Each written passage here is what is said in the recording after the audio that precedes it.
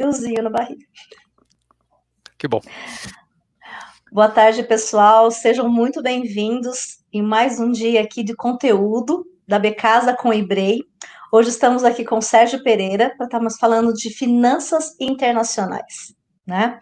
Eu sou Gislaine Carrijo, gerente de Relações Internacionais e Comércio Exterior da Becasa, Associação Oficial do Setor de Casa e Decoração. Para quem está nos acompanhando, interaja conosco, deixa aqui no chatzinho, no inbox, suas perguntas para o Sérgio, para mim, e vamos aí seguir hoje com muito sucesso e com informações preciosas do Sérgio. Sérgio, muito obrigada novamente por estar conosco, seja muito bem-vindo, e passo para você aí para estar trazendo tantas informações para nós. Muito bom. Giz, de novo, obrigado por estar mais uma vez junto com vocês, mais um evento. E, pessoal, muito boa tarde. O tema de hoje é um tema que assusta muita gente, mas não deveria assustar. Por quê? Porque quando a gente fala de finanças, não sei, a primeira coisa que vem à cabeça é, nossa, eu vou ter que fazer um monte de contas agora, o que vai ser falado aqui vai entrar um monte de equações e eu não vou conseguir acompanhar. Essa é a primeira sensação que a gente tem. A segunda falar de dinheiro é sempre complicado, né? Nós brasileiros temos uma relação na hora de falar com dinheiro que é uma relação difícil. E aí o que eu preparei para vocês não é o ponto de vista de um financista, até porque eu não sou financista, eu não sou da área de finanças. Eu sou um cara comercial, sou um gestor de negócios, mas que sempre teve um olhar muito carinhoso, um olhar muito criterioso, um olhar muito atencioso para o tema finanças. Por quê? Porque fazer o que a gente vai dar sequência nesse nosso programa aqui, que já começou já há algumas semanas, tá? Que é como é que a gente discute, como é que a gente apresenta para todo mundo que está nos acompanhando os alicerces, a base, como que a gente se move para o meio internacional, como é que a gente faz a expansão internacional. Então, temos discutido um monte de aspectos diferentes através, ou junto com colegas. E uma desses pontos fundamentais, um desses alicerces da expansão internacional, querendo ou não, gostando ou não, passa pelo dinheiro. Então a gente vai ter que discutir aqui um pouco, e eu vou me acompanhar de alguns pouquíssimos slides, só para ficar mais claro, para ficar mais ilustrado ainda o que eu estou dizendo, como é que a gente lida com a questão dos recursos financeiros de uma maneira simples, que seja acessível para todo mundo, esteja você em que estágio estiver do processo de internacionalização. Eu não tenho exata noção de quem está me ouvindo nesse momento, e é até bom que não tenha. Por quê? Porque eu preparei essa conversa de modo a que ela se encaixe, tanto em quem está começando agora, para aquele que já começou, mas quer expandir, e até mesmo para aquele que já conhece tudo, já faz muito bem, e por que não ouvir uma opinião ou refrescar um pouco as ideias. E da mesma maneira que, como eu estou olhando para aquele que está começando, esse que está começando pode ser pequenininho, pode ser médio, ou até pode ser uma empresa mais estruturada. Então eu trouxe para vocês aqui uma gama, digamos, de pontos de vista que a gente vai trocando ideia ao longo dessa próxima hora, tá? Fiquem super à vontade para debater comigo, pena que não vai ser com a velocidade que a gente está acostumado a fazer, o que eu estou acostumado a fazer nos eventos presenciais, mas a tecnologia também não vai deixar a gente na mão. Então escrevam suas perguntas, mandem suas perguntas para o mediador, tem o espaço do chat, e aí lá, daqui a pouquinho a gente dá uma parada, vê o que chegou de pergunta, tenta responder da melhor maneira possível, e assim a gente vai, tá? Pessoal, eu vou compartilhar minha tela com vocês aqui agora, para ficar mais bacana essa conversa. Deixa eu apertar aqui o share screen, vamos nessa.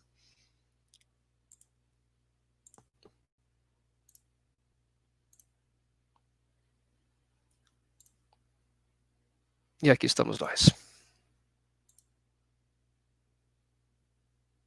Pronto. Deve estar carregando aí a tela inteira, já chegou na tela de vocês. Vamos lá. Como que eu montei esse primeiro slide? Veja, tem uma linha do tempo, essa linha roxa lilás, e eu fiz dois momentos. Então, esses dois momentos, eles partem a partir do embarque da mercadoria. Então, você tem um momento para trás, você tem um momento para frente. Muito bem. Então, a gente vai olhar as finanças, o papel das finanças, a importância delas nesses dois momentos, ok? Então, vamos lá. Olhando para trás, a primeira coisa que aparece ali é a questão da captação financeira. Então, eu penso captação por quê? Porque em algum momento você vai ter que dizer, tá bom, eu vou começar esse processo de exportação, seja de clientes que eu já tenho e eu quero aumentar, ou seja um projeto absolutamente novo, mas eu tenho que ter recursos. esses recursos, eu vou usar o meu próprio recurso que eu tenho hoje, ou que eu não tenho, e aí fica mais difícil ainda, ou eu vou pegar esse recurso em algum lugar. Muito bem. Conseguir o recurso, esse recurso vai ser aplicado durante um tempo, seja na produção, seja nas despesas de venda, e que tudo correndo bem.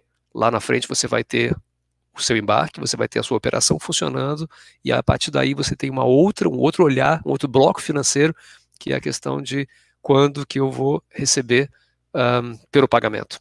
Tem momentos diferentes que a gente pode escolher ou negociar para receber o pagamento. Então, fica mais fácil a gente montar a estrutura de tempo e olhar para as finanças de acordo com esses grandes blocos que vão acontecendo ao longo do tempo. Ok? Então vamos nessa. Bom, vamos começar do começo, no lado esquerdo da tela, lá na captação. Primeira coisa, pessoal, é super importante saber que fica aqui uma recomendação, mas é claro, cada empresa tem sua maneira de trabalhar, isso é uma decisão estratégica da empresa de usar ou não usar os recursos próprios que ela tem. Vamos imaginar que você não tenha recursos, ou que não queira usar esses recursos. Então, você vai buscar recursos em algum lugar, e aí eu estou falando, lógico, do sistema financeiro, e o sistema financeiro, que já abastece a todos os empresários, alguns mais, outros menos, a gente tem ouvido que muita gente não consegue crédito, isso está virando uma reclamação generalizada. Você sabe que se você for ao banco, ao Sistema Financeiro Nacional, para pegar recursos, esses recursos, em princípio não, eles são baseados no custo do dinheiro brasileiro. E esse custo não é baixo, é um custo alto. Por mais que a taxa Selic hoje seja menor do que era há algum tempo, ela continua sendo alta. Especialmente quando você compara o dinheiro internacional, que também está disponível aqui no Brasil e que deve ser usado para financiar as suas exportações, porque ele é mais barato, ele é muito mais barato. Aí aparece claramente essa diferença. Então, a primeira coisa que eu deixo para vocês é, quando vocês pensarem em captação, por favor, avaliem com muito cuidado, junto com o seu departamento financeiro, com sua consultoria especializada, ou se for o empresário ou o executivo tomando decisão direto, que faça essa conta com muito carinho e observe muito bem o que é oferecido pelo sistema financeiro brasileiro hoje. Se é o dinheiro que está disponível para todo mundo, ou se é uma linha especificamente para exportação para o mercado internacional. Um cuidado que a gente deve ter são três opções que eu deixei aqui para a gente ler essa frase e raciocinar em cima delas. Primeiro é adequação ao tamanho do projeto, ou seja, aquilo que você vai buscar de recurso é proporcional àquilo que você pretende fazer na sua operação. Então vamos começar com um exemplo bastante simples, uma operação talvez mais, uma operação menor. Vamos lá. Vamos supor que você tenha um universo, esteja negociando alguma coisa em torno de 50 a 60 mil dólares. Eu espero que isso seja só o início e que depois cresça e siga por valores bem mais interessantes. Nós vamos supor que seja 50 mil dólares, tá? Certamente a primeira operação talvez não seja completamente de 50 mil, que equivale em muitos produtos a um container de 40 pés. Mas vamos supor que no início as duas primeiras sejam ali na faixa de 10 ou 15 mil dólares. E depois, tudo correndo bem, aí você vai ter embarques regulares na faixa de 50 mil dólares. Muito bem. Aquilo que você vai buscar de recursos tem que estar proporcional, tem que ser proporcional a esse valor. Então, vamos não assustar num primeiro momento, porque eu sei que tem gente que já se preocupa demais e acaba até ficando desanimado porque acha que vai precisar de muito mais recurso do que, na verdade, vai ser utilizado. Segundo é ajustar a realidade do negócio, já vou falar sobre isso, e entender a disponibilidade dos recursos. Vamos lá. Uma boa maneira da gente olhar isso de maneira bastante objetiva é colocando em perspectiva em tamanho de empresa. Então, vamos pensar o seguinte, uma empresa, e eu fiz 3 caixinhas aqui, e a caixa menorzinha, eu não quero classificar como micro ou como pequena, vamos colocar só em perspectiva de essa evolução de tamanho. Então, essa menorzinha, tem produto especificamente para ela? Tem. Eu não vou detalhar os produtos aqui, porque isso consumiria um tempo muito grande da gente. Eu acho que só o fato de eu mencionar e dar uma leitura geral sobre eles é o suficiente para que depois você faça uma pesquisa. Essas informações estão todas disponíveis na internet, tem muito tutorial por aí. Os bancos oficiais são os que mais fazem propaganda e que mais têm informações sobre esses produtos. Então, fique tranquilo que você vai encontrar todos eles à vontade. Aqui é só para a gente poder fazer uma leitura e encaixar essas coisas de acordo com o tamanho da empresa. Então, a pequena, eu diria, o Proger, ele pode ser extremamente interessante. É uma linha feita para, ou desenhada e oferecida para micro e pequenas empresas. E sempre olhando para a exportação. Uma empresa um pouquinho mais estruturada, já com um pouco mais de volume, as opções aumentam. Tem dois clássicos aqui, que são o ACC e o ACE. Eles são adiantamentos. Adiantamentos, você pode encarar isso como um empréstimo? Sim, pode, mas tecnicamente nós estamos falando simplesmente de um adiantamento.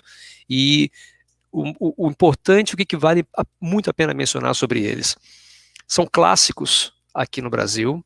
Tá? Esses produtos existem há muito tempo, não tem novidade, não tem grandes mistérios, são oferecidos por quase todos os bancos que operam em câmbio hoje no Brasil, mas aí eu preciso fazer, nesse momento, uma observação. Tá? Que é o seguinte, vamos lá. Os bancos privados, eles oferecem isso? Oferecem os dois. As condições são tão atrativas quanto os bancos oficiais? Não tanto. O banco privado, ele tem uma postura diferente.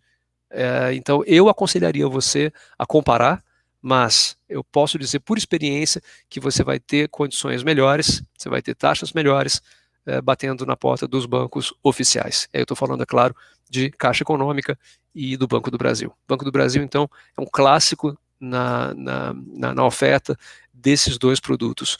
Rapidamente, hein? O ACC é quando a gente pega o adiantamento antes do embarque, e o ACE é quando você já tem uma operação e você vai receber daqui a algum tempo, e você não precisa esperar esse tempo para receber, você tem condição, então, de adiantar esse recurso, utilizando, no caso, o ACE. Então, para ficar claro, ACC, adiantamento sobre contratos de câmbio, uma antecipação dos valores, e o ACE, adiantamento sobre cambiais de exportação, é quando eu já fiz a operação.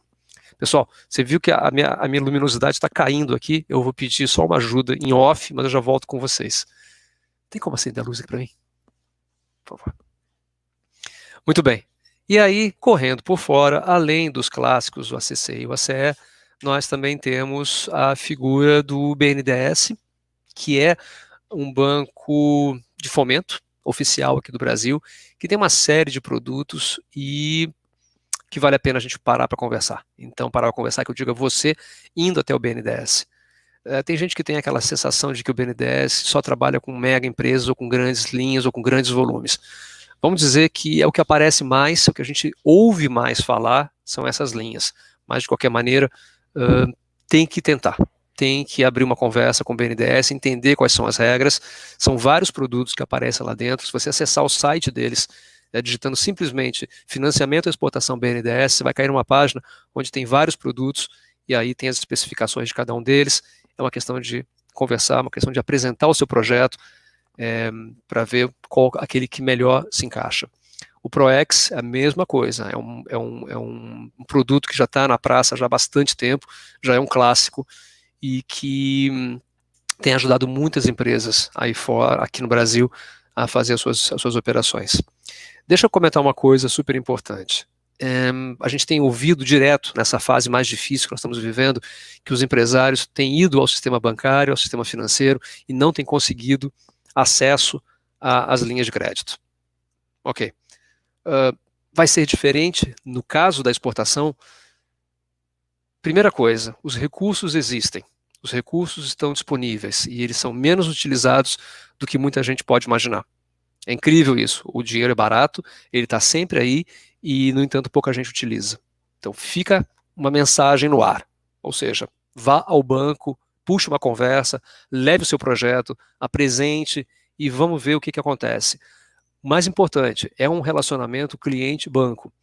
E esse dinheiro vai ser oferecido, vai ser disponibilizado mediante algum tipo de garantia bancária, algum tipo de garantia real. O banco vai pedir isso de você como empresário, como correntista e como tomador dessa linha. Então, quem é empresário já sabe muito bem como esse tipo de coisa funciona. Então, é bom estar preparado para isso. Agora, fundamental, chegar com um plano claro para que o banco sinta firmeza naquilo que você está mostrando para ele. trabalhando desse jeito, ele vai ficar muito mais tranquilo em relação a, ok, deixa eu seguir com essa empresa porque eu tenho elementos interessantes nesse caso.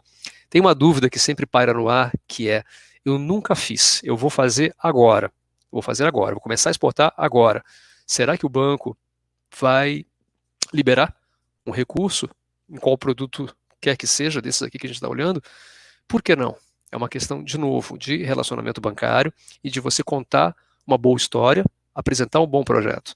Então eu não posso adiantar aqui agora, nesse exato momento, o grau de sucesso que você vai ter no momento que você for negociar uma linha dessa com o banco. Mas o que eu posso dizer com toda tranquilidade é, vá preparado, o gerente ou a pessoa responsável vai ter toda a paciência do mundo para poder ouvir o seu plano, para ver o que você pretende fazer e a partir daí, então, selecionar ou avaliar qual o produto que melhor se encaixa na sua realidade. Eu não sei se tem gente aqui de empresas muito grandes, mas vamos lá. Então, ou com grande volume de exportação, que corresponde ao lado direito aqui do slide, a caixinha um pouquinho maior. Você vê que repete algumas linhas anteriores, ou seja, elas também estão disponíveis para empresas com um volume maior de exportação, mas aí entra mais um personagem aqui, que é o pré-pagamento. Então, esse daí, só vou dar um exemplo bastante numérico, mas pode ser que eu esteja equivocado, tá? Não trabalho em bancos e vale a pena a gente dar uma olhada. Se do mesmo jeito eu mencionei antes, uma exportação de $50 mil lá para o menor, e aí no meio do caminho a gente está falando de uma empresa talvez com 1 milhão, 1,5 milhão por mês de exportações, lá na ponta, nas grandes, a gente pode falar de empresas com 10, 15 milhões de exportações mês. Nesses casos, ou até um pouco menos, entra em cena uma modalidade mais pesada, ela é muito mais robusta, que é o pré-pagamento às exportações. Cuidado com a palavra pré-pagamento, porque pode parecer pagamento antecipado que a gente, como exportador, pede para o nosso cliente lá fora. Não é. Pré-pagamento é no sentido de o banco adiantar uma quantidade maior de recursos, aí estou falando de 4, 5, 6, 10 milhões de dólares, para que você tenha condições de colocar em prática, em marcha, todo o seu plano de exportações e você depois devolve esse dinheiro para o banco. Em todos esses casos, pessoal, nós estamos falando de recursos que vêm para a empresa, você cumpre aquilo que você se comprometeu, que é fazer as exportações, e, claro, cada uma delas tem uma regra para que você devolva esse recurso. Então, tem que ser observado isso. O que eu posso dizer, essa é uma notícia muito fresca, é que o ACC agora, durante a pandemia, já começou um processo mais dilatado de tempo. Então, eu peço para que vocês consultem os seus bancos, e são quase, eu não quero arriscar o número aqui agora, pode ser que eu me equivoque, é melhor depois conversar com o banco, mas tem até 720 dias para fazer a volta do dinheiro depois que você tomou. Lembrando que, se você vai tomar um ACC de, por exemplo, $100 mil, esse dinheiro não cai em dólares na sua conta. Não é permitido aqui no Brasil. Você vai cambiar isso e vai colocar o equivalente em reais na sua conta. Então, $100 mil equivale a mais ou menos hoje uns 540, 530 mil reais que vão entrar na sua conta, e a partir desse momento você tem esse recurso para, olhando para a nossa linha do tempo, captou 530 mil reais. Você tem tempo, então, para comprar matéria-prima, produzir, conduzir uma fase final da negociação, fazer o embarque e depois ainda receber do seu cliente lá fora, e a partir do recebimento, que vai chegar em dólar, que você vai converter em reais, aí você faz a operação, então, de devolução desses recursos para o banco, ok? Vamos, já que entramos agora no terreno dos recebimentos, vamos pular, então, para a próxima parte da nossa conversa, que é uma que sempre levanta muitas questões, deixa muita gente insegura, e aí a gente vai ter que consumir aqui uns minutinhos a mais falando sobre esse assunto. Não consigo esgotar esse tema aqui agora, nas minhas aulas isso aqui consome 4 horas, não é aqui meia hora que a gente vai conseguir esgotar todos eles, mas eu vou deixar uma luz geral em cima do tema, e depois você vai receber esse material, você pode ler ele com mais calma, e depois consulta, caso seja necessário, a gente segue conversando. Você está vendo pequenininho aqui no canto, uma tabelinha que eu montei, eu vou ampliar essa tabela, e vai ficar mais fácil de você ler aquilo que eu escrevi. Eu chamo isso daqui de régua de pagamentos. Essa régua de pagamentos, eu venho trabalhando com ela já há bastante tempo, e o que eu fiz aqui, nada além de pegar as condições de pagamento que todos nós gostando ou não, a gente tem que dominar isso para poder negociar bem com os nossos clientes lá fora. É uma questão de conhecimento. Então você vê que tem essa primeira coluna com as condições de pagamento, depois eu criei um grupo de risco que vai de 1, que é o menor, até o número 4, que é elevado, e alguns comentários do lado. Vamos fixar nessa primeira coluna, que são as condições de pagamento. Eu vou rapidamente ler de baixo para cima, e alguns nomes vocês já estão bem familiarizados, já ouviram com toda certeza. Pagamento antecipado, fantástico, todo mundo já ouviu falar disso. Eu acho que quem que não pensa, quem que não sonha em só fazer uma operação internacional a partir do momento que o dinheiro esteja creditado na conta? É justificável? Totalmente. Só que a gente tem que entender que o mundo não está rodando nessa mesma vibe. As coisas aí fora, hoje, estão difíceis também, como são difíceis para nós brasileiros. Então, a gestão do recebimento, ela virou um tema absolutamente crucial para quem negocia. Então, tem que ter paciência, porque o trade finance, que é a maneira como a gente lida com tudo isso, hoje manda na negociação. Ninguém é obrigado a dar crédito para ninguém, não é isso. Mas a gente tem a necessidade de conhecer todas as condições de pagamento para ter uma boa conversa com os nossos compradores. Então, de novo, de baixo para cima, hein? Eu começo com o antecipado em 2 momentos, antes ou após a produção, são 2 momentos diferentes. Eu digo aqui depois que pode ser parcialmente antecipado com a cobertura do seguro, já vou falar do seguro daqui a pouquinho. Depois nós temos uma remessa sem saque com seguro. Depois tem as famosas cartas de crédito, depois tem a cobrança à vista, depois tem a cobrança a prazo com seguro, depois tem parcialmente antecipado sem seguro algum, a cobrança a prazo sem seguro e lá no último, maior risco possível, a remessa sem saque sem nenhuma cobertura de seguro. Vamos falar 2 minutinhos sobre o que é seguro. Pessoal, desde 1997 o Brasil tem um mecanismo chamado seguro de crédito à exportação. Ele funciona de uma maneira muito simples, da mesma maneira que você tem o seu seguro patrimonial, seguro de vida, seguro do carro e também o seguro da carga. Por favor, não vamos confundir o seguro da carga com o seguro do crédito. São coisas totalmente diferentes. A da carga cobre o que pode acontecer com a sua mercadoria, caso seja roubada, ou seja vítima ou sofra por causa de algum sinistro. Quando a gente fala do seguro de crédito, nós estamos segurando a venda. Contra o quê? Contra o não recebimento. O não recebimento infelizmente, houve um default, houve um calote, houve alguma situação do lado de lá que eu não recebi pela minha venda.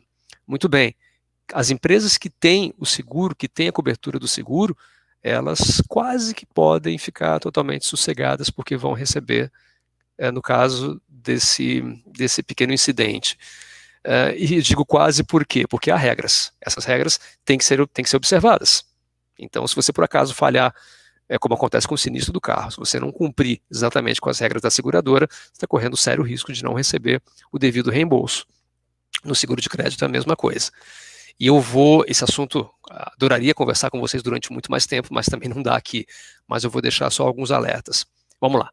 Primeiro, o seguro de crédito, hoje, como ele está presente no país, ele se aplica a quem tem uma carteira já consolidada de vendas internacionais. Infelizmente, havia um produto, esse produto foi tirado do ar há questão de meses, mas que esteve no ar durante alguns anos, que esse sim, era um seguro de crédito que cobria pequenas operações.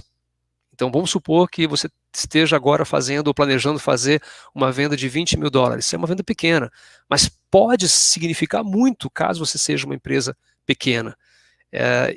Hoje, na modalidade seguro de crédito, como se apresenta, a gente não consegue fazer a cobertura somente por $20 mil. Mas esse produto que existia e era um produto oficial do governo, aí no caso dava para fazer somente para uma operação. O seguro de crédito, eu até fiz essa figurinha aqui no canto do guarda-chuva, porque ele se aplica a quem tem uma carteira já de exportações. Então ele vai pegar uma palavra que é muito utilizada no meio, que é globalidade da sua carteira. Então, ele quer conhecer todo mundo que você exporta, para quem você exporta, independente de você pedir limite para aquele cliente ou não. Então, naturalmente, é uma operação que olha para exportadores mais estruturados. Então, fica aqui essa notícia, não é ruim, não é boa, é simplesmente uma notícia. Mas, vamos lá, você vê que a palavra seguro está presente em vários momentos dessa escala, dessa régua que eu montei de condições de pagamento.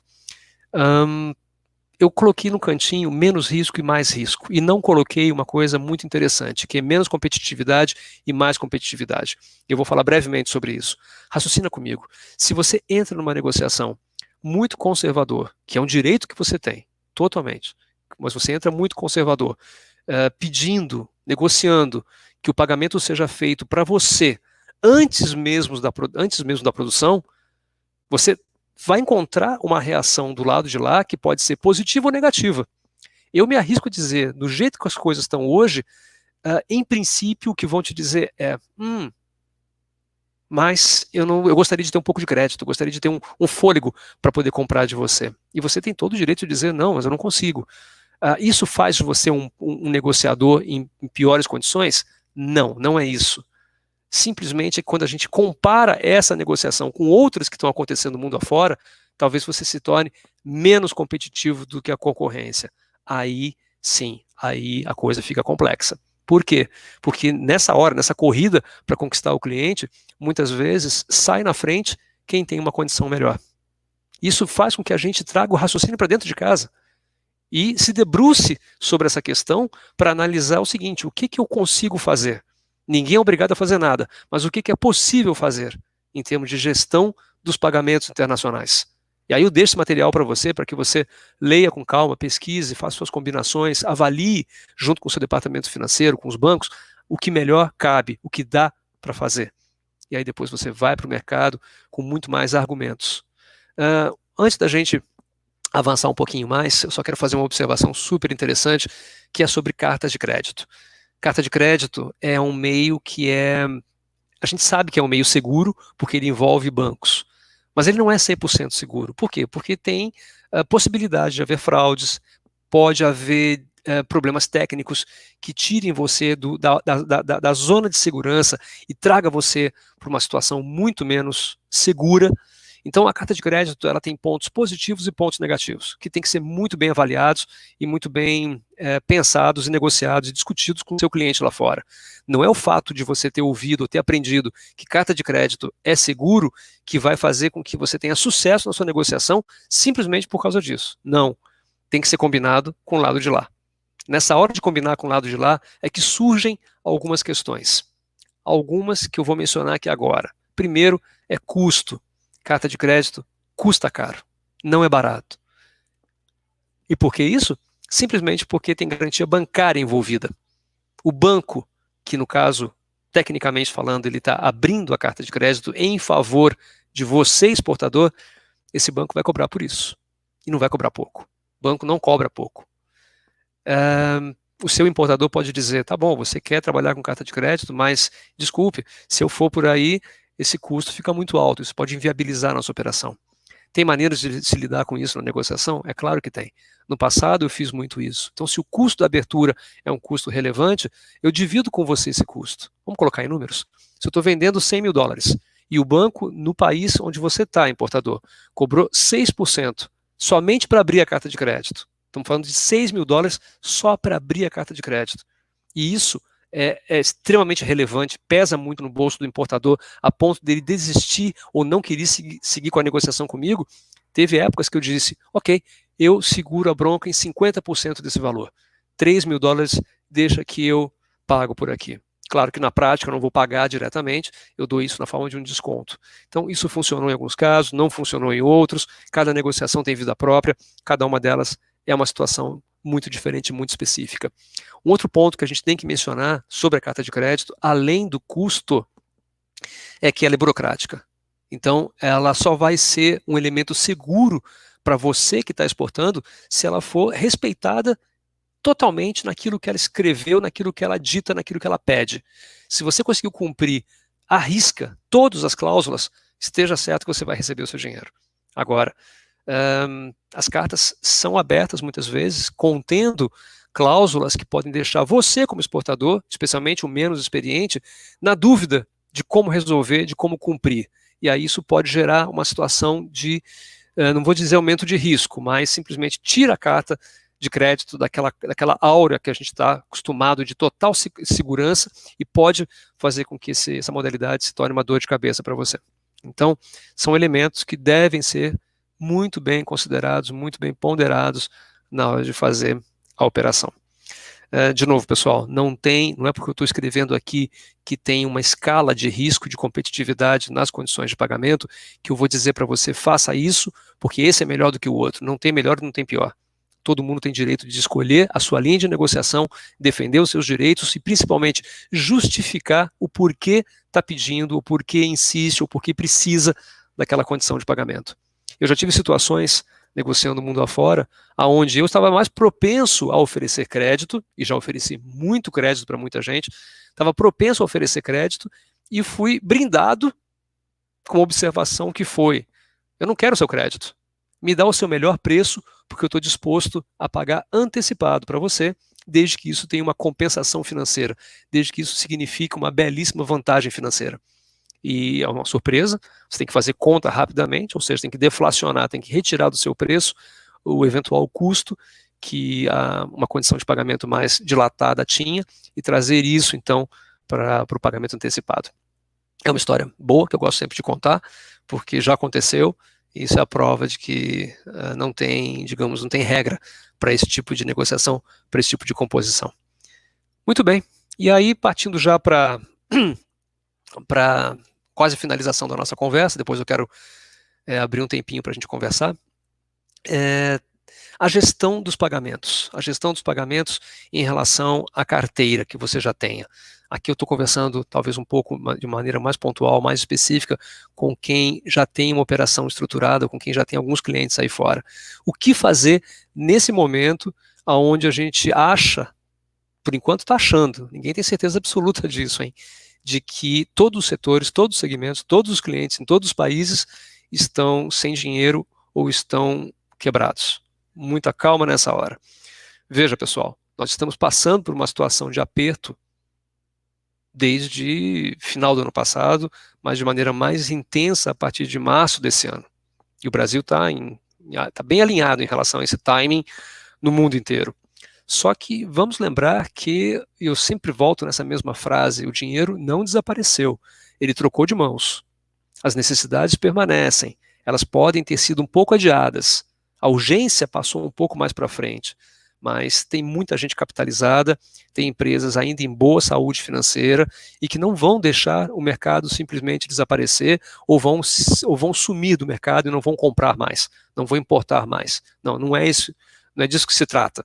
Então, nós temos ainda vida acontecendo, o mercado já começa a dar claros sinais de recuperação, de agora até o final do ano, muita coisa vai ser reconstruída, e eu aposto muito numa realidade nova e muito boa já a partir do início do ano que vem. E se a gente tem esse tempinho pela frente, que bom, vamos usar esse tempo então para estudar, para se preparar, para ver quais são as melhores opções, e principalmente começar a negociar a partir de agora. São negociações que tomam algum tempo. Então, de novo, no momento em que, digamos, tem gente aí fora dizendo: eu estou com fluxo de caixa muito apertado. Por quê? Porque eu não consegui receber no meu próprio mercado onde eu atuo. Então, se eu não tenho recebimentos locais, eu também não consigo organizar um pagamento internacional. É uma situação extremamente real e que tem acontecido. Por outro lado, tem empresas que simplesmente adiaram os seus embarques, adiaram suas compras e têm condições hoje de voltar ao mercado performando normalmente. Então nós temos de tudo um pouco. Essa fase final aqui agora da nossa conversa, eu queria deixar uma recomendação, que é a gestão dos pagamentos daqui para frente ao longo dos próximos meses. Eu fiz uma separação aqui, eu dividi esse círculo, esse grafo em forma de pizza em 3, mas ele poderia ser dividido em 4, em 5, na verdade aqui estão 4 cores, mas são 3 condições de pagamento que eu vou deixar sugeridas aqui para fazer esse tipo de gestão, que é o seguinte: é analisar a carteira. Se eu não tenho condições hoje, pela maneira ou pela minha estrutura financeira, de conceder crédito a toda a minha carteira, não há problema algum em nós conversarmos com os nossos clientes aí fora e explicarmos a situação. Hoje o que mais tem no mundo é compreensão, e vamos lembrar que a gente vive num ambiente de cooperação contínua, todos nós, fornecedores e importadores. Então está todo mundo aberto para conversas. E aí, quem fornecia crédito em algum momento se sente desconfortável e não tem condições de continuar fornecendo crédito, não tem problema. Faz o downgrade nessa negociação, conversa, busca uma compensação através do número, e aí eu deixo, então, uma sugestão muito tranquila de quem pode fazer, é claro, de dividir a sua carteira, então, em 3 blocos de recebimentos diferentes, né? Uma parte antecipado, e quem puder, lógico, convencer o seu importador a fazer o pagamento antecipado é melhor, porque você faz um reforço no seu caixa. Isso é super importante para que você tenha fôlego para continuar funcionando, continuar comprando matéria-prima, pagando seu parque industrial, pagando seus funcionários e fazer a roda caminhar. Perfeito. A segunda vou deixar a sugestão do CAD, famoso CAD, ou Cash Against Documents, que é uma modalidade de pagamento dinâmica, barata, extremamente ágil e que cai bem em quase qualquer negociação mundo afora. Eu vou te dar ela em 2 linhas, um significado do Cash Against Documents. Basicamente, você como exportador faz o embarque, os documentos de embarque, que são aqueles que são super importantes para o importador lá fora, eles vão ser enviados via banco, e a gente vai ter que, você como importador, vai se acertar em relação a esse fluxo bancário. Esses documentos vão via banco, saem de um banco no Brasil, são remetidos para um banco lá no exterior, mas o mais interessante, eles não saem do banco lá fora até que o seu importador faça o pagamento. Não sai. Isso aí é uma regra internacional, é uma normativa global que todos os bancos, pelo menos nos países que respeitam, que seguem a norma, os bancos respeitam profundamente. Ou seja, esse documento que faz com que a mercadoria seja sua, embora esteja parada num porto lá fora. A titularidade, a posse dessa mercadoria ainda é sua, a não ser que esse documento vá para as mãos do importador. Então você percebeu que a moeda de troca, nesse caso, é o próprio documento. Então aconteceu o pior, porque a mercadoria está no porto de destino, o importador não foi até o banco para pagar e retirar os documentos, e aí, o que acontece? Sem pânico, sem pânico. Esse documento, depois de algum tempo, ele, como não apareceu ninguém para buscar e para pagar, esse documento ele retorna para o seu banco aqui no Brasil, que vai te avisar que o documento está de volta, porque ninguém apareceu lá para pagar e retirar. Então, isso significa que, documentalmente, e isso vale para o mundo inteiro, a mercadoria é sua. E você vai, claro, vai ter uma dor de cabeça, que é o que eu faço agora com essa mercadoria? Pode ser revendida no próprio país, pode ser repatriada para o Brasil, pode ser mandada para um terceiro país. Eu digo isso com toda tranquilidade, porque já aconteceu comigo no passado, e não tem nenhum bicho de 7 cabeças, a gente consegue lidar com a situação até mais fácil do que a gente imagina. Perdi alguma coisa? Sim, não tem negócio internacional totalmente livre de riscos. Então, quais foram os meus riscos aí nesse caso, que infelizmente viraram uma pequena perda? Eu talvez tenha perdido o frete de ida, o frete de volta, alguma despesa pela permanência da carga no porto de destino, mas ainda assim, o principal, que é a carga em si, ela está ainda debaixo da minha guarda, ela pertence a mim. Então, o CAD, ele é uma forma de pagamento que eu diria para vocês, vale muito a pena você estudar, considerar e colocar para ser discutido com o seu importador. E, finalmente, a gestão do crédito correndo por fora ali, porque também é bom se conseguir manter aqueles clientes que ameaçam deixar caso você não consiga manter a política de crédito com eles. Então, claro que essas 3 sugeridas aqui são absolutamente sugestões e vocês fiquem super à vontade para fazer combinações diferentes, muito de acordo com a sua realidade, com a sua carteira, com o perfil de clientes que vocês têm, com volume exportado mensalmente ou de tempos em tempos. Cada caso é um caso. O que eu trago aqui para vocês é uma visão ampla, uma visão genérica, uma visão que cabe para todo mundo, pelo menos bater o olho e entender o geralzão da coisa, e depois trata de internalizar isso, adaptar isso à sua própria realidade. Dessa forma, o que fica, né, de panorama geral desse bate-papo nosso super rápido de finanças internacionais? De um lado, a captação, ou seja, onde eu pego o recurso, que recurso é esse, como é que eu utilizo esse recurso para que eu possa produzir, para que eu possa embarcar e, eventualmente, eu possa conceder algum tipo de crédito para o meu importador lá fora, que é, de novo, é um dos argumentos mais interessantes que existem em qualquer mesa de negociação. É claro que produto é importante, a logística que eu vou utilizar também é importante, exclusividade, comissionamentos, apoio de marketing, tudo isso pesa muito na negociação. Mas acredite, a condição de pagamento ela tem uma importância muito grande, até porque esse é o dinheiro mais barato que tem hoje no mercado. Não é pegar qualquer tipo de linha que bancos ofereçam. O dinheiro mais acessível, o dinheiro mais interessante para quem compra, para quem vende, é poder comprar um produto e contar com algum tipo de prazo para fazer o pagamento para o seu fornecedor. Então, fica aqui no canto a atenção em relação ao pilar captação e depois ao pilar recebimento. São os dois momentos cruciais onde a gestão do capital entra com toda a força. E aí é que a gente tem que tratar tudo isso com muito carinho. E fica então esse gráfico de pizza, dando essa sugestão de gestão da carteira nesses tempos bicudos, que não vão durar para sempre. Isso é só uma questão temporária, mas a gente tem que fazer e tem que passar por essa fase da melhor maneira que der para passar. Então, esse material depois você vai receber, tá? E aí você fica à vontade para ler e raciocinar em cima dele, ver de que maneira a sua realidade se encaixa, o que fica melhor para vocês. Eu vou convidar a Gi para voltar aqui para a sala. Gi, de olho aqui no nosso relógio, estou sendo pontual, hein? Não, pontualidade britânica, Sérgio. E assim, acompanhando toda a sua apresentação aqui, as informações, e realmente você vai fazendo uma imersão, né?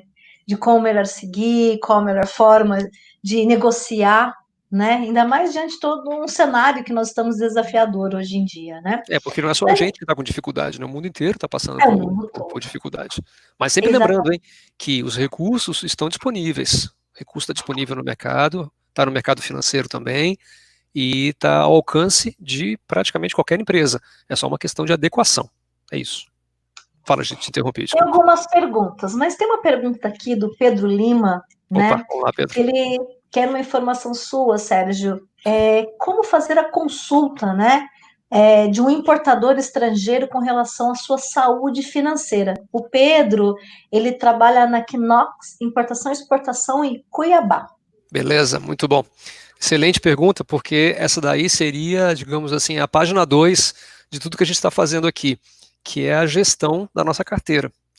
E a gestão do risco, ela passa por uma análise daquilo, para quem eu vou vender. Então, como é que faz isso? Pedro, tem duas maneiras, tá, que eu vou te recomendar aqui agora. Primeiro é a boa e velha referência comercial. Aqui no Brasil, a gente não gosta de passar referência, a gente se irrita com esse tipo de coisa. Mas acredite, no meio internacional, onde a cooperação contínua é que dá o tom, esse tipo de consulta não machuca, não dói. A gente pode ligar para alguém que já faz negócio com essa empresa, com quem eu quero trabalhar, e perguntar, vem cá, por favor, você já tem relacionamento com essa empresa? Que tal são eles quanto aos pagamentos? Isso é a consulta que a gente faz para a empresa que já fornece para o nosso potencial cliente. Só peço que você não use a concorrência para pedir referência, senão vai levar uma portada na cara. Mas, então, essa é a primeira sugestão. E como é que eu chego a esse nome dessa empresa que já fornece para esse meu potencial cliente? Pedro, eu nunca tive nenhum problema em conversar com os meus clientes aí fora e pedir indicações de referência. Nunca tive esse problema. Do mesmo jeito, quando eu fui importador aqui no Brasil e me pediam, a gestão do crédito não tem milagre, não tem passar a mão na cabeça e, em alguns casos, não tem confiança. Tem metodologia, tem gestão de risco, tem ferramentas. Isso tem que ser observado. Pedir referências é uma das maneiras que a gente tem de fazer uma boa gestão do risco. Então, pedir referência é uma delas, não custa nada, é muito barato, é de graça isso. A segunda é comprar ou adquirir informações comerciais. Existem hoje empresas no mundo inteiro, são empresas globais, poderosíssimas, que vendem relatórios comerciais e relatórios financeiros de empresas. Essa compra é absolutamente legal. Esses relatórios são ricos demais, e eu tenho experiência com esse tipo de relatório há muitos anos, e não vou fazer propaganda da empresa aqui agora, acho que não convém, não cabe, mas faz contato com a gente depois que eu te informo tranquilamente, né, aí pelo canal de comunicação depois via Abicasa, que empresa é essa ou que empresas são essas que vendem informações comerciais. A partir da informação comercial, você vai ter um raio-x da empresa, que eu acho muito mais dinâmico, muito mais bacana do que pedir simplesmente o balanço e o balancete, ou as demonstrações financeiras. Por que isso? Vamos supor que você trabalhe com 3 países diferentes: Tunísia, Colômbia e Estados Unidos. Cada um num continente diferente, países com níveis totalmente diferentes. Se você for pedir balanço e balancete de cada uma delas, o tempo de chegada aqui vai custar um pouco, a maneira como os dados são apresentados podem dar uma dor de cabeça extra. Quando você compra essa informação de uma empresa que já fornece as informações cadastrais, tudo isso já vem organizado. Então você vai comparar o raio-x dessas 3 empresas e esse raio-x está muito equilibrado. Então fica muito mais fácil você comparar uma com a outra. Por quê? Porque tudo isso foi estandarizado por essa empresa. E ali vem nome dos sócios, participação dos sócios na empresa, há quanto tempo ela opera no mercado, grau de endividamento local, todos aqueles números que eu não sei utilizar, mas que o pessoal de gestão de crédito adora, venda, estoque, dívida líquida, um monte dessas coisas. Então, são 2 maneiras bastante criativas. E essa custa muito? Não, não custa. Cada ficha dessa custa hoje na faixa de $120 por cliente. $120 por cliente na média. É isso aí. Gi, espero ter respondido, Pedro. Sim, ele até agradeceu já, tá, Sérgio? Beleza. E até assim, respondendo a Thaís, eu já respondi ali para ela, mas fica para todos também. A apresentação que o Sérgio deixou aqui conosco será adicionada ao vídeo da gravação de hoje no evento e estará disponível para consulta, para que vocês também possam até, se ficar alguma dúvida, depois vir buscar conosco. Eu vou deixar depois o meu e-mail. Sérgio, eu posso deixar teu e-mail também? Pode deixar meu e-mail, sim. No último lá também tem o Instagram, tem meu e-mail com vocês, fiquem super à vontade. Perfeito. Sérgio, eu tenho agora uma pergunta, né? Quando a gente fala assim de crédito, é uma preocupação muito grande para quem está iniciando nas exportações, né? Que a gente sabe que hoje, né, tem empresas que nunca pensaram na exportação e agora já estão pensando, inclusive aqueles que eram importadores e que hoje estão querendo mudar o seu segmento, né? Começar a exportar, que a gente sabe que tem uma demanda da América do Sul. Diante a sua expertise aí no mercado, essa parte de como a melhor forma, a cobrança e tudo mais, qual é a melhor modalidade para quem está iniciando na exportação a seguir? Pois é, a pergunta de alguns dólares, né? Porque depende. Quando meus alunos me perguntam, quando eu faço algumas perguntas para meus alunos, eles respondem depende, eu adoro, porque é uma das respostas mais sábias que tem. Então depende, Gi, depende de quê?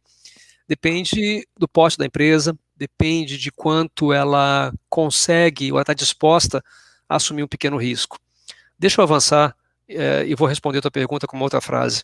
Quando a gente discute gestão de risco, uma das ilustrações que nós temos é a seguinte: até onde esse fator de risco ele é grande demais para mim, ou ele pode significar uma perda efetiva para mim, ou ele pode significar até mesmo o fim do meu negócio. O risco tem que ser muito bem balanceado em função daquilo que você é e de quanto que eu estou falando. Exemplo claríssimo: se eu sou uma empresa de faturamento de R$1 milhão por mês e eu vou fazer uma pequena operação, uma operação inicial de $10 mil, é claro que $10 mil é dinheiro e ninguém quer perder isso. Mas colocando friamente, se acontecer o pior e eu não receber amigavelmente esses $10 mil, isso vai quebrar a minha empresa? Não. Isso não vai quebrar a minha empresa, vai causar um desconforto muito grande. Agora, para uma empresa que fatura mensalmente $50 mil, tomar o risco de 10 mil pode significar um impacto, um baque muito grande. Então, vamos lá, voltando à sua pergunta. Qual é a melhor forma para quem está começando? Não tem a melhor forma, mas vamos dizer que eu, como exportador pequeno, esteja consciente de que eu não consigo oferecer crédito nesse momento, porque eu não tenho massa crítica, eu não tenho relacionamento bancário ainda para isso, eu estou iniciando no mercado.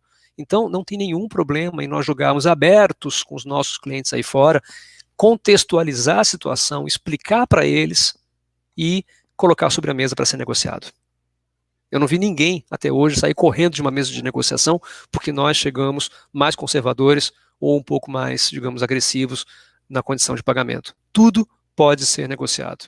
O que pode acontecer é eu me resguardo e eu peço o pagamento antecipado, Isso significa que o risco é automaticamente transferido para o lado dele, significa que ele vai te mandar o dinheiro na frente e pode ser que você pegue esse dinheiro e desapareça. Você não mande a mercadoria para ele, não houve a contrapartida. Então, nesse caso, quem está no risco é ele. Quando eu peço o dinheiro antecipado e ele fica, né, um pouco preocupado, talvez uma reação que ele tenha é: tá bom, eu entendo o seu momento, eu estou disposto a colaborar, o produto me interessa, eu aposto em você e aposto no produto, e eu preciso de uma pequena vantagem. O que eu ganho com isso? E isso é custo, G. Dinheiro na frente é custo. Porque prazo de pagamento é custo também. A cada 30 dias, claro que se eu pegar o dinheiro no Brasil, vai custar muito mais. Se eu pegar o dinheiro internacional via bancos brasileiros, vai custar um pouco menos. Mas adiantar pagamento, sim, sai do bolso de alguém.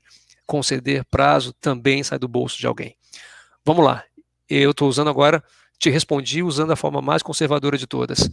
É pecado pedir carta de crédito? É pecado usar uma carta de crédito? Não, não é pecado. Não é pecado nenhum. Cada cliente aí fora, cada empresa aí fora tem uma realidade bancária diferente. Eu tive caso no Oriente Médio, a gente falava de Oriente Médio hoje antes de entrar no ar, eu tive situações no Oriente Médio onde o meu cliente dizia: eu prefiro abrir carta de crédito para você. Então, acho que foi a única vez da minha vida que eu tive um importador que dizia: eu quero abrir carta de crédito para você. E por que isso? Certamente ele tinha um relacionamento bancário aonde era vantajoso para ele ou para o gerente dele fazer com que ele abrisse carta de crédito. Então, não tive nenhum problema quanto a isso. A mensagem que fica, Gi, é o seguinte: nós não temos que ter vergonha de expormos a situação, e não é vergonha nenhuma dizer que nós somos iniciantes, que estamos começando na empreitada internacional agora, que a minha empresa é pequena, que ela é média ou que ela é grande. Não há vergonha disso, é uma situação, é simplesmente a gente explicar a realidade da coisa. E, de novo, trazendo isso para um clima de cooperação, as chances que a gente tem de ter uma devolutiva positiva são muito grandes. Eu acredito muito nisso. Sérgio, o que você me fala do 70-30? Quando a gente está ali, a gente falou da carta de crédito, nós falamos do pagamento antecipado, porém, como você falou, é custo, né? Claro. Mas e quando a gente fala do 70-30? De uma certa forma, ele pode ser uma garantia e deixar, de repente, uma negociação mais atrativa? Vamos lá. É importante a gente colocar o percentual na linha do tempo, tá, Gi? Por quê? Se eu digo o seguinte, a minha mensagem é: por favor, eu preciso de 30% do valor da operação antecipadamente, ela pode ser antecipada em dois momentos. Ela pode ser antecipada antes da produção. Antecipada antes não dá, desculpa, ficou redundante. Ela pode ser antes da produção ou ela pode ser antes do embarque. E eu peço para vocês olharem essa linha do tempo aí, ó. A produção está desse lado e o embarque está aqui. No momento, se eu preciso muito do recurso para produzir, eu posso jogar aberto e pedir 30% para produzir. Se eu tenho recurso para produzir e esse produto não é uma exclusividade, não foi feito especificamente para aquele cliente, é um produto de prateleira, eu posso assumir esse pequeníssimo risco, porque na verdade não é risco, se não for honrada a operação imediatamente antes do embarque, eu tenho esse produto para ser vendido em qualquer lugar. Eu produzo para ele e só embarco quando chegarem os 30%. Isso é uma situação. A segunda é: eu só produzo quando chegarem os 30%. Percebeu a diferença? Os dois são antecipados, mas em momentos diferentes. Perfeito. Pedir alguma coisa antecipada também não é problema. A gente pode ter, claro, clientes que dizem: eu não tenho isso hoje, para que eu faria para você? Aí entra muita habilidade do próprio negociador. Agora vamos olhar para os 70%. 70%, os mais conservadores dizem: eu recebo 30% para começar a produzir e 70% antes de embarcar. Na prática, isso significa 100% antecipado. Então, é uma questão de estar pronto para lidar com isso. Agora, a outra possibilidade: 30% antes da produção ou do embarque e 70% CAD. Fica muito mais moderno, fica muito mais interessante. Pessoal, para quem está com dificuldade de visualizar as vantagens do CAD, além da segurança que eu te comentei agora, eu comento uma outra, uma vantagem. O fluxo de documentos entre bancos, ele vai demorar pelo menos uns 12 a 14 dias. Dependendo para onde você estiver exportando, o tempo de viagem vai ser esse ou um pouco menos. ou um pouco mais, depende, o mundo é muito grande. Mas o fato é que, na prática, ele vai ter 14, 15, 16 dias para efetuar o pagamento. Por quê? Ele só vai pagar quando esse documento estiver disponível no banco no exterior. E até chegar lá, são 14, 15, 16 dias. É um pequeníssimo prazo com segurança. Agora, se eu quero dar prazo para esse 70%, aí vai todo o raciocínio de assumir o risco ou não. Para quem pode ter seguro, fantástico. Para quem não pode, eu recomendo sempre um pouquinho de precaução e pensar muito bem no que está fazendo antes de oferecer. Esse 70-30, pessoal, que a Gi comentou, podem variar para 80-20. São duas formas matemáticas que a gente está bastante acostumado a trabalhar no mercado internacional. 20-80, 70-30, 30-70 e assim vai. Isso aí, Sérgio. E vem bem lindo uma pergunta do James, que ele está querendo saber, pegar crédito no banco estrangeiro. Tem como? É bem interessante essa pergunta do James. Pois é, James, tem como. Vamos lá. As operações feitas aqui no Brasil, eu posso pegar dinheiro lá fora? Posso trazer esse dinheiro, posso usar esse dinheiro, ele foi captado no exterior. Eu sempre peço para que seja uma operação, se você é uma operação brasileira e está pensando em captar recursos no exterior, é sempre bom você ter o acompanhamento da parte toda contábil, observar as regras que o Brasil eventualmente imponha para esse tipo de captação, mas não vejo nada contra. Lembrando que hoje se capta no mercado internacional a uma taxa muito parecida com aquela que é oferecida nos bancos brasileiros, desde que seja para exportação, hein? Nós estamos falando de LIBOR mais um pequeno percentual. Então é muito diferente trabalhar com LIBOR, que é uma taxa internacional baixíssima e que todo mundo usa, os bancos internacionais e também os brasileiros, mais um pequeno spread, que na maior parte dos casos pode ser inferior a 1%, comparar isso com a nossa Selic, que está baixa, mas que proporcionalmente mais alta. Então, respondendo a tua pergunta, James, sim, é possível, e só fica a recomendação para que seja feito respeitando as normas cambiais e todas as normativas brasileiras, para que não tenha nenhuma dor de cabeça depois. Obrigada, Sérgio. A Leila, que está aqui conosco também, ela está perguntando, ela quer saber se existe, né, uma lista negra das empresas que cometem fraudes. Muito boa pergunta, Leila. Hein? Excelente pergunta, e eu tive acesso a uma lista negra, eu vou te dizer quando foi no ano de 2010. 2010, eu estava encerrando um ciclo industrial na indústria química, e eu estava fazendo uma gestão de risco bastante avançada, digamos assim, e a gente nunca dorme direito, né, porque a palavra confiança, ela vai até o momento que alguém deixa de cumprir aquilo que havia prometido. Então, eu preferi, não trabalhar com confiança, mas ao mesmo tempo a gente não consegue escapar de algumas coisas. Então, você substitui a confiança pelo histórico. Muito bem, e eu lembro que nessa época começou um zoom em relação a uma lista negra. E essa lista negra chegou até mim através de algumas pessoas que eu conheço fora do Brasil, mas eu te falo, elas estavam muito mais focadas em e-mails, e-mails maliciosos. Todo mundo aqui que trabalha já deve ter recebido um e-mail de algum país africano, normalmente africano, não quero cravar, mas normalmente é africano, oferecendo ou pedindo quantidades monstruosas de alguma commodity, oferecendo vantagens inacreditáveis caso a gente consiga fechar o negócio e por aí vai. E eu lembro que nessa época estava muito intenso e acabou circulando uma lista negra desses e-mails e também de algumas empresas que eram más pagadoras, digamos assim. Mas, Leila, tirando essa coisa dos e-mails que correm por fora, no meio dos traders, existem ferramentas mais saudáveis e mais estruturadas para saber se a empresa é uma boa pagadora ou não. Do mesmo jeito que o Pedro fez a pergunta agora, eu tenho certeza que ele fez a pergunta para saber o seguinte: se eu adquirir uma ficha de uma empresa, eu tenho como saber se ela é boa pagadora ou não? Sim, os indícios estão ali, os números estão ali. Então, essa é um outro tipo de gestão, tá? Uma gestão meio caso a caso. Vamos supor, Leila, que você começa a negociar com 5 empresas que você conheceu numa rodada de negócio, como vai acontecer em breve com a Becasa, e eu espero que todo mundo tenha muito sucesso com elas. A rodada foi um sucesso, você saiu de lá com 5 indicações de bons negócios, mas você está insegura. Eu acho que fica mais fácil você trabalhar em cima desses nomes do que você tentar pegar uma lista e encontrar o nome das 5 das 5 nessa lista. Eu acho que fica uma gestão mais interessante, uma gestão mais saudável, mais objetiva. Obrigada, Sérgio. Até em linha do comentário, muito obrigada, né, que a gente está aí trabalhando essa rodada de negócio internacional de um showroom, né, agora no segundo semestre, para os associados da Becasa. E aí eu tenho uma curiosidade, aí é pessoal agora, né? Para ambiente virtual, Sérgio, né, a gente está falando de crédito, segurança. Quando você está no presencial, você tem um contato, você acaba tendo um tempo maior para avaliar o seu comprador, o seu potencial, né? E no ambiente virtual, existe uma cautela mais, um cuidado, uma atenção?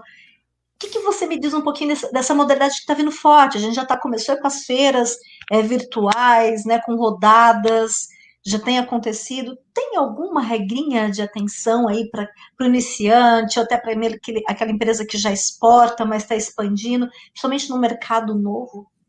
Olha, vamos lá, não tem regra, porque mesmo no mercado presencial, nas negociações presenciais, que é aquela que a gente fazia até alguns meses, onde a gente tem oportunidade de visitar as empresas, isso não quer dizer muita coisa, não.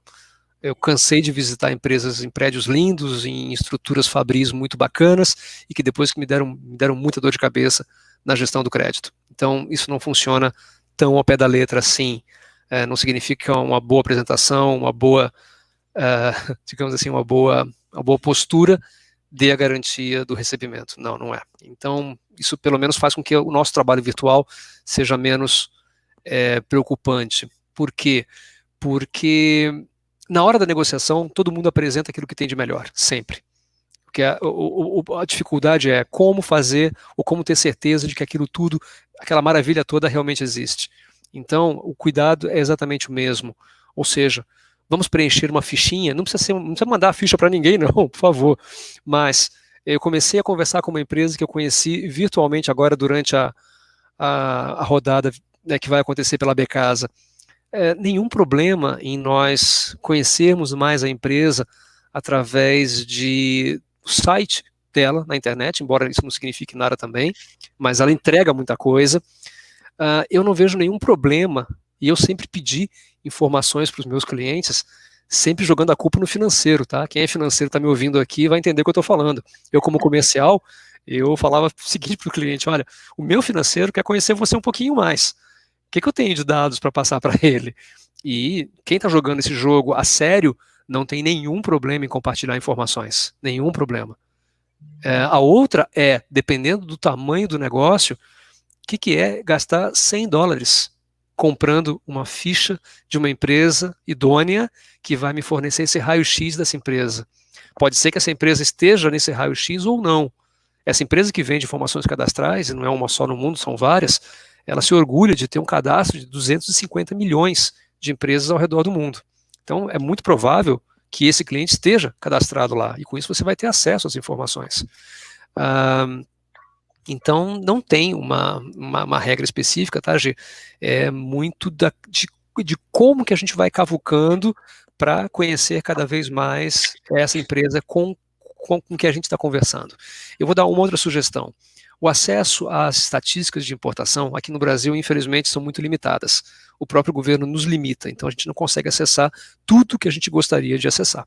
Mas o mundo roda num ritmo diferente. Então tem empresas de inteligência que estão espalhadas no mundo inteiro que fornecem dados estatísticos de importação de vários países.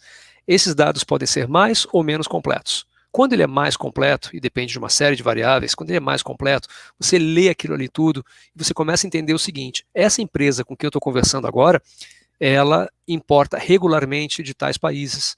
Ela traz mensalmente essa quantidade de produtos. Então eu começo a entender um pouco mais dessa empresa no seu relacionamento internacional através de um levantamento estatístico que ela nem sabe que eu estou acessando e que é um direito nosso de acessar, que é muito bom para montar inteligência comercial. Então, esse é um outro caminho. Pedir referências para quem tiver muito à vontade também, mas, acima de tudo, uma boa conversa com a empresa, para a gente tentar explorar o máximo que der e tentar arrancar o máximo de informações dela também. Sérgio, as câmaras e também os consulados poderiam também estar ajudando, até para caso você tenha alguma dificuldade, você buscar essa ajuda e apoio com eles? Não tem nenhuma dificuldade. É claro que cada país tem um ritmo próprio na hora de fornecer esse tipo de dado. Alguns países são mais proativos na hora de fornecer uma lista. Não vai ter lista negativa. Acho muito pouco provável que alguém forneça a lista negativa, mas as informações podem ser também adquiridas ou negociadas com câmaras de comércio e com consulados ou com embaixadas. Tudo é uma questão também de ponderação, uma questão de sensibilidade. Nenhum país é obrigado a fornecer esse tipo de coisa, nenhuma Câmara de Comércio é obrigada a fornecer isso. Isso é uma questão de cada uma delas tem as suas próprias políticas que devem ser respeitadas. E lembrando, quando é Câmara de Comércio, normalmente tem um pequeno custo envolvido. Câmara de Comércio não é parte do governo. Até pode ter uma relação próxima, mas não é obrigado a fornecer nada gratuitamente. Então, é um serviço pago, muitas vezes barato. E quando a gente fala de governos, aí o serviço é gratuito, na extrema maioria dos casos. Inclusive, vou deixar aqui, fazer uma propaganda para o governo brasileiro, de um serviço que funciona muito bem, que são os SECONs, é o setor de apoio comercial, que estão dentro das embaixadas ou dentro dos consulados, espalhados pelo mundo inteiro. Isso aí você pode acessar na internet, SECON com M de Maria no final, e você vai acessar com nome e telefone das pessoas encarregadas. E eu diria que é muito prático para a gente pedir orientação sobre normas, muito bom para entender um pouquinho mais do segmento, até mesmo uma lista de potenciais importadores. Além disso, se a empresa é boa, se ela não é boa, eu não sei se os SECONs vão ajudar, mas é muito bom a gente estar próximo deles. Tá? Eu recomendo que todo mundo use mais o serviço das nossas embaixadas, dos nossos consulados aí fora. Perfeito, Sérgio, obrigada. Eu sei que a gente está aqui com tantas curiosidades, que eu te falei, a gente vai fazendo uma imersão, né? Mas a gente está indo dentro do prazo aí, o pessoal que está aqui nos acompanhando. É até para a gente dar um complemento aí nessa questão das negociações, de como melhor fazer, até dos riscos, né? Da questão das seguranças, né? Até as famosas amostras, Sérgio. Né? Você está iniciando uma negociação e aí o seu comprador ele quer as amostras. Existe uma regra ou algo que seja dê uma segurança para aquela empresa? Vamos pensar nos menores, né? Nas micros e pequenas empresas, porque geralmente uma empresa de maior porte ela já tem um caixa que daria até para mandar uma amostra gratuita, mas de repente aquele pequenininho que está começando, um artesão, né? Como a gente vem até falando aí nos artistas que estão começando, transformando a arte em negócio. Existe alguma uma dica ou uma sugestão, uma prática que de repente dê uma segurança quanto ao envio de amostras? Tem sim. Eu vou ser um pouquinho polêmico aqui agora e aceito depois as críticas, eu acho que são sempre muito bem-vindas, tá? Quem vende tem mais interesse em fazer com que o negócio funcione. A regra geral diz que quem vende não cobra pelas amostras. Isso é a regra geral. Há exceções. Eu conheço empresas muito agressivas na exportação e são de origem asiática, que os seus produtos têm valor agregado. E não tem como tirar um pedacinho daquele produto para mandar para que eu avalie só um pedacinho dele. Então tem que mandar o produto inteiro. E nesses casos, elegantemente, o exportador apresenta o fato. Olha, essa amostra tem valor. Essa amostra custa, porque ela tem funcionalidade. Você vai ter que testar ela no seu ambiente aí. E eu não posso mandar livre de custos. Nessa hora, Gi, nós temos que usar a criatividade. Se essa amostra custa $30, eu, como exportador, posso dizer, eu estou mandando isso para você, sem custo agora, mas isso está amarrado a um relacionamento futuro. Ou eu cobro de você os $30 agora, te mando essa amostra e fique tranquilo, porque se nós acertarmos o passo depois, eu garanto que eu desconto isso no primeiro pedido, no segundo pedido, ou um pouquinho em cada um deles, de modo que você não tenha essa carga de pagar pela amostra. Isso é uma saída negociável que vai depender muito de produto a produto, de relacionamento para relacionamento. O que eu vou, no caso, compartilhar com vocês aqui agora, foi da minha época que eu trabalhava com decoração e o produto eram tapetes. Tapete, pessoal, você pega um tapete de 2 por 2 metros, ele é pesado, ele é bem pesado, ele é grande. Mandar um tapete desse como amostra custaria 10 vezes o valor do próprio tapete. Eu tive situações onde eu mandei sem custo algum, mas era um relacionamento estruturado de muitos anos, e que depois lá na frente eu fazia uma continha também, sabe, acabava descontando isso. Mas uma saída criativa que nós utilizamos durante muitos anos era ter uma peça que era só para amostras. Então nós recortávamos um pedaço do tapete e transformava ele num pedaço desse tamanho aqui, como eu estou te mostrando na tela, desse tamanho, que era suficiente para o quê? Para o cliente testar, conhecer o pelo, a densidade do pelo, como ele foi tecido, a base do tapete, as cores, a fibra, isso era o que ele tinha que ver.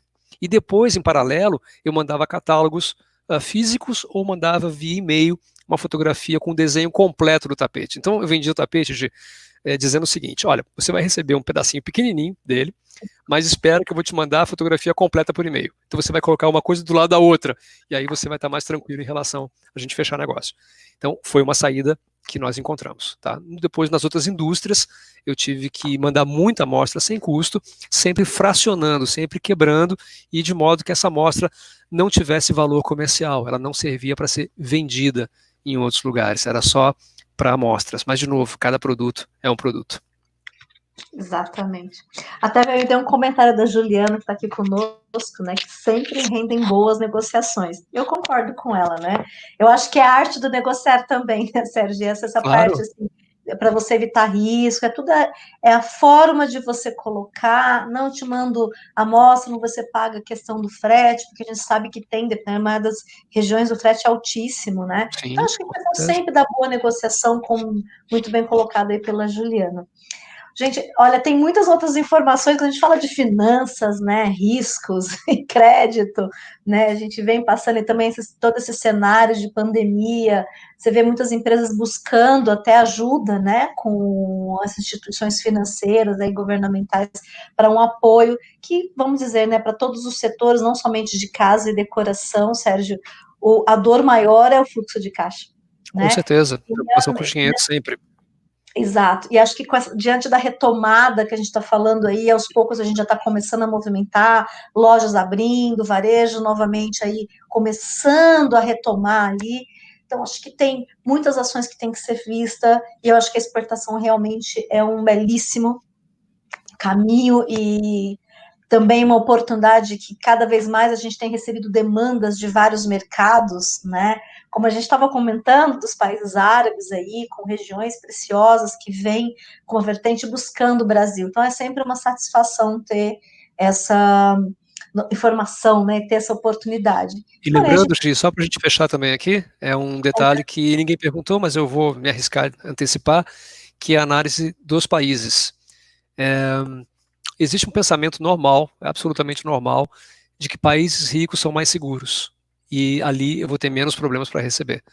Isso não é verdade. Isso não se aplica como regra.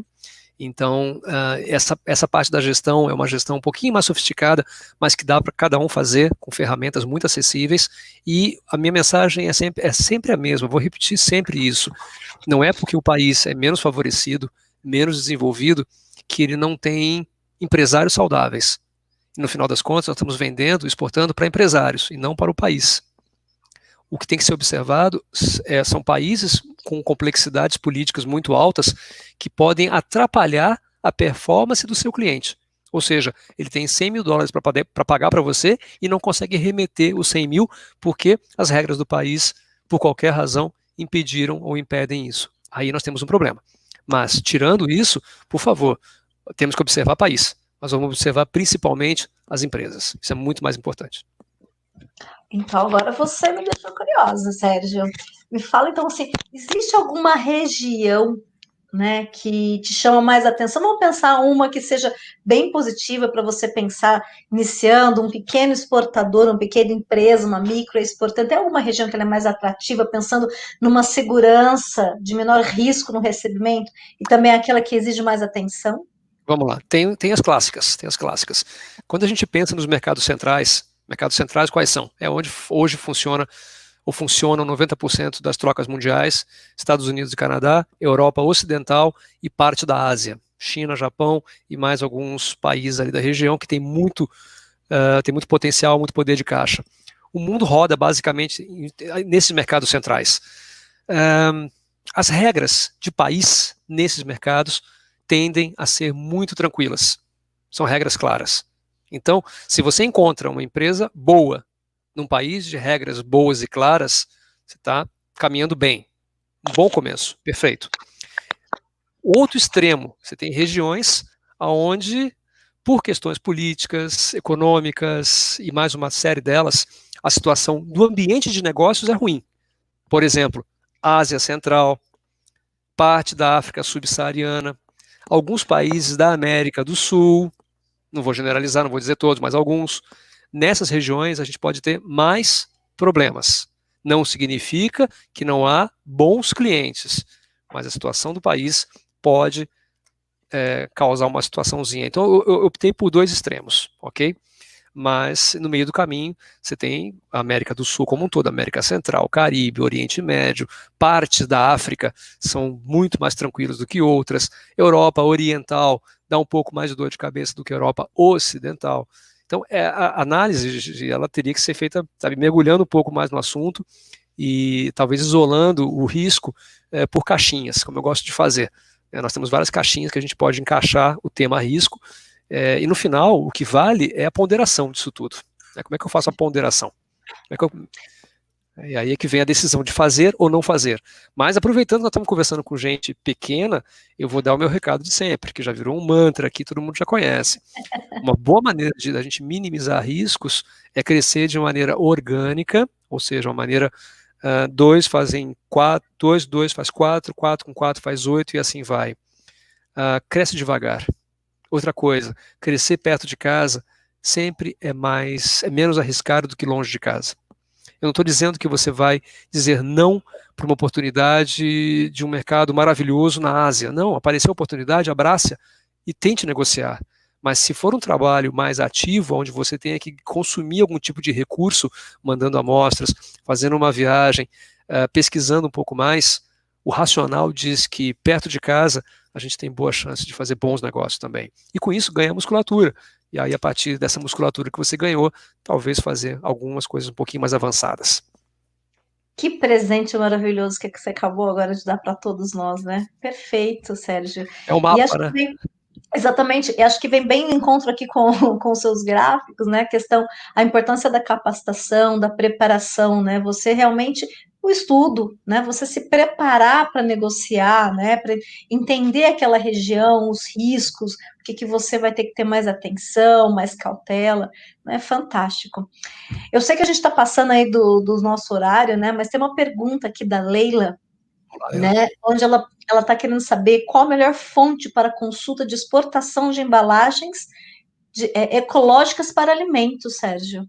Vamos lá, boa pergunta. Por quê? Porque embalagem, a gente pode pensar em embalagem por dois grandes vieses, né? A embalagem em si, que é só a exportação da embalagem, como tem um fluxo global intenso de exportação de embalagem, e a outra é pegando carona no próprio produto que está indo junto com ela. Então, quando eu trabalho com alimentos, e cada vez que eu penso deslocamento de alimentos ao redor do mundo, eu olho muito para o tipo de embalagem que vai junto.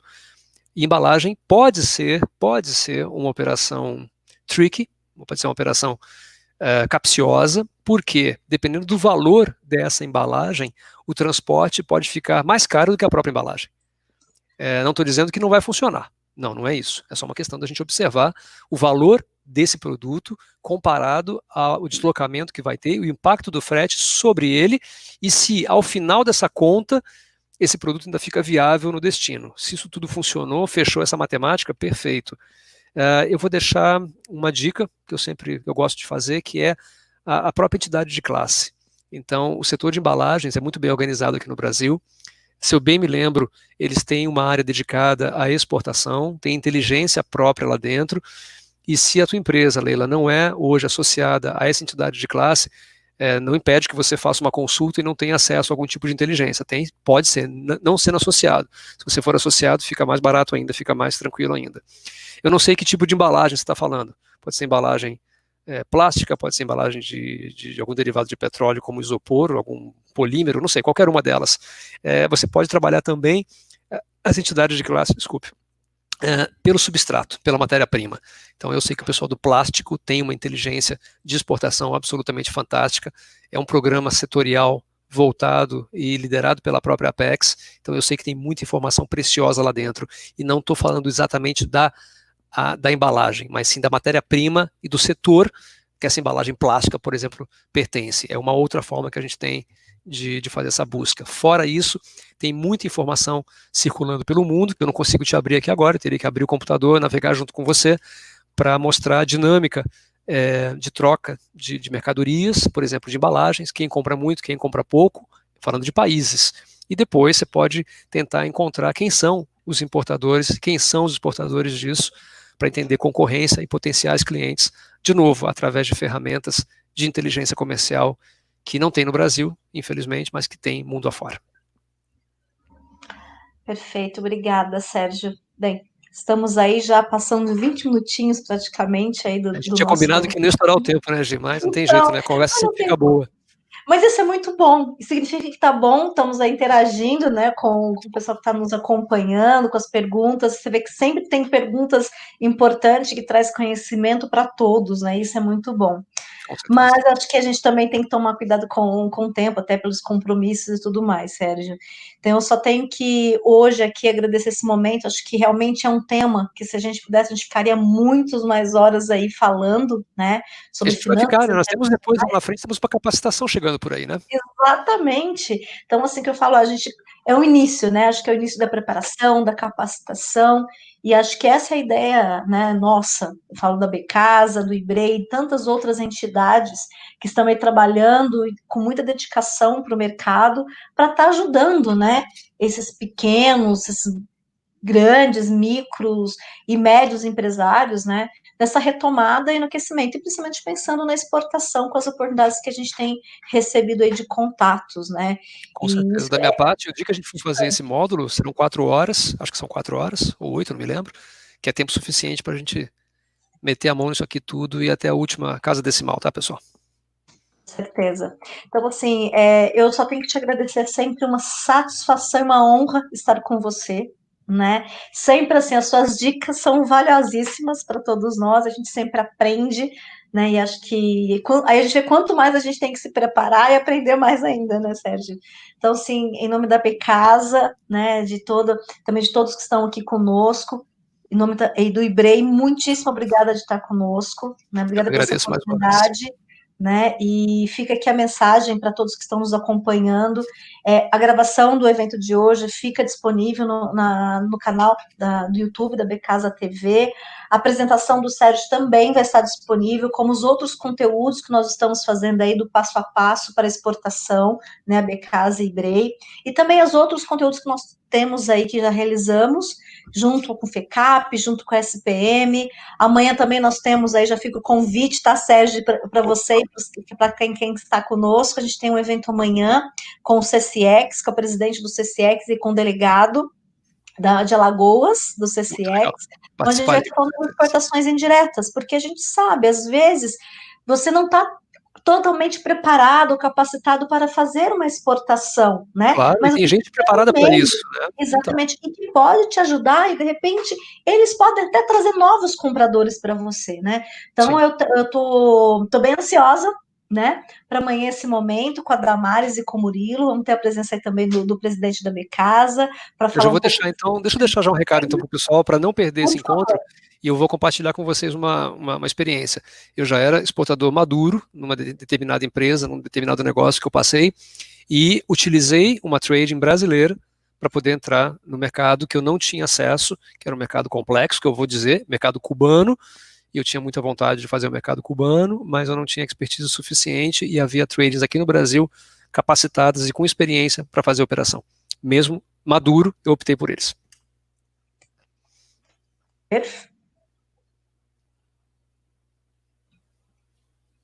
Oi, Gi. Deu uma cortadinha. Não, perfeita colocação, Sérgio. E assim, a Juliana que está conosco aqui, ela até está te dando os parabéns, né? E falando, realmente, Juliana, eu concordo com você.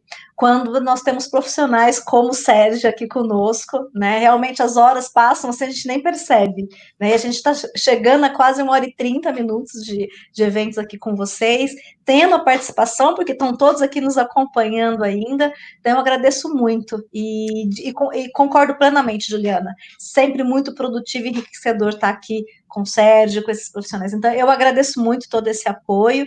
Reforço, então, um convite aí, já com essa experiência do Sérgio falando, né, dessas oportunidades, que amanhã a gente está aí com a Damares e também com o Murilo para falar sobre exportação indireta, parcerias e oportunidades. Acho que vai ser bem bacana, tá? Muito bom. Sérgio, Obrigado, muitíssimo obrigada. Te agradeço realmente.